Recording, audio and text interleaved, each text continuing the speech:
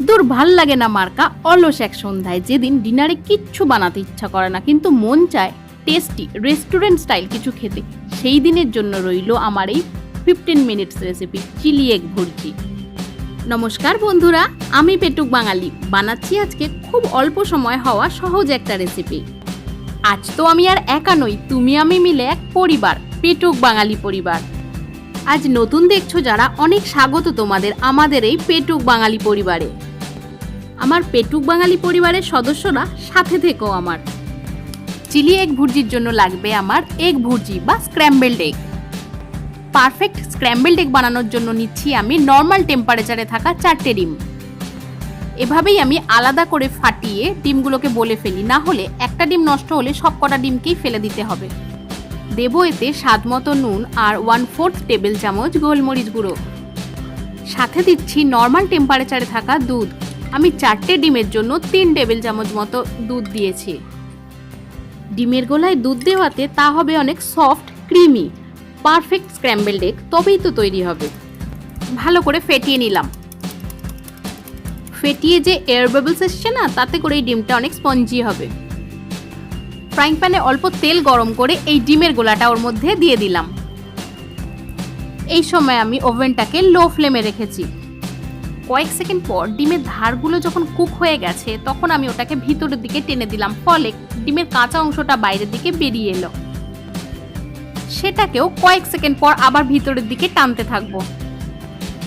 এই প্রসেসটাই বারবার করলে ডিমের মধ্যে একটা লেয়ার তৈরি হয়। 8-10 সেকেন্ড পর পরই এই কাজটা করতে হবে। যত তাড়াতাড়ি করতে পারবো লেয়ারগুলো তত সুন্দর তৈরি হবে। পুরো ডিমের গোলাটাই এখন কুকড। আমার খুব প্রিয় খুন্তি এটা ছাড়া অন্য কিছু মনেই ধরে না।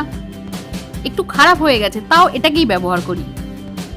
এখন বুঝতে পারি রবি ঘোষ গল্প হলেও সত্যি মুভিটাতে ওই হাতা খুন্তির বক্সটা কেন ক্যারি করতো।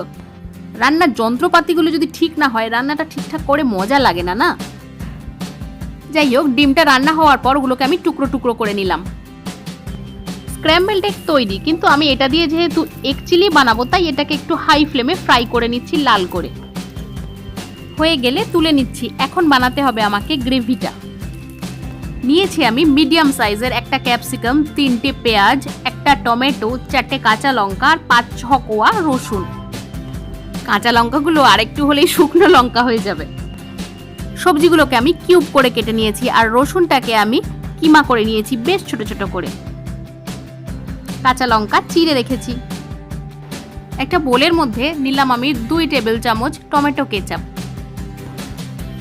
চিলি সস 1 টেবিল চামচ, সয়া সস 1/2 টেবিল চামচ। সবগুলো একসাথে মিশিয়ে রাখলাম, গ্রেভিতে দিতে সুবিধা হবে এতে। কড়াই গরম হলে 3 টেবিল চামচ রিফাইন্ড অয়েল দিয়েছি। গরম তেলে রসুন কুচি দিয়ে 2-1 নাড়াচাড়া করেই আমি পেঁয়াজের কিউবগুলোকে দিয়ে দিয়েছি। রসুন খুব ভালোভাবে ভাজার একেবারেই দরকার নেই। পেঁয়াজের কুচি 30 সেকেন্ডের মতো নাড়াচাড়া করে দিয়ে দিলাম আমি ক্যাপসিকাম কুচিগুলো। এটাকেও আমি 30 সেকেন্ড মতো নাড়াচাড়া করে নেব। এরপর দেব টমেটো কুচি আর চেরা কাঁচা লঙ্কা। টমেটোর বীজ অংশটা আমি বের করে দিয়েছি। এখন দিলাম স্বাদ মতো নুন।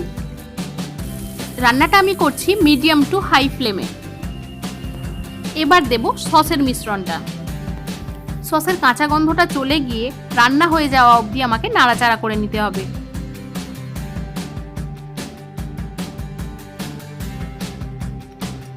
সসের বাটি ধোয়া জলটা এর মধ্যে দিয়ে দিচ্ছি। দিলাম একটু চিনি, মিষ্টি হওয়ার জন্য নয়, টেস্টটা ব্যালেন্স করার জন্য। এইবার দেব আমি ডিমের ভুর্জিটা।